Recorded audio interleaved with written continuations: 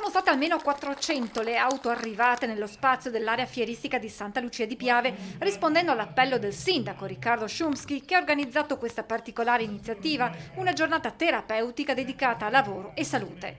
Terapia medica dopo tutti questi 2 mesi di privazioni, di reclusione, di stato di polizia, di interruzione del lavoro. Ho cercato di spiegare loro, per essere sintetico, che inutile che aspettino da altri, da partiti, da altre persone la risposta, la devono trovare dentro a se stessi e devono usare la loro testa. Nel corso della seduta è nata anche un'iniziativa per dare ai cittadini la possibilità di esprimere il proprio disagio, Mandando alle prefetture, che poi relazionano il governo centrale, di quanto sono stufi i veneti di questa situazione. La presenza di così tante persone ha però richiamato l'attenzione delle forze dell'ordine intervenute per il rischio assembramenti. Hanno preso i miei dati, non so, faranno quello che devono fare, io non ce l'ho mica con questi che eseguono gli ordini.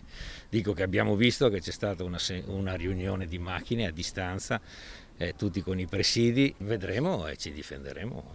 Credo che l'abbiamo fatto con un appunto, mi pare che non c'è stata violenza, non c'è stato nulla. A preoccupare maggiormente in questo momento, ha spiegato il sindaco, è il lavoro, con attività ancora costrette a rimanere chiuse. Abbiamo cittadini disperati che chiedono solo di poter riaprire l'attività con tutte le misure di sicurezza necessarie. È in quest'ottica che Szumski nei giorni scorsi aveva inviato a parrucchiere ed estetiste un'autorizzazione per aprire, ma l'intervento della prefettura lo ha costretto alla retromarcia. Non era tanto la diffida nei miei confronti, il problema era che poi se mandano il controllo a queste persone ci sono delle sanzioni e non è giusto, anche se per la verità la mia era un'ordinanza di ripresa a condizione che fossero in grado di ricevere una persona, di avere le misure di sicurezza.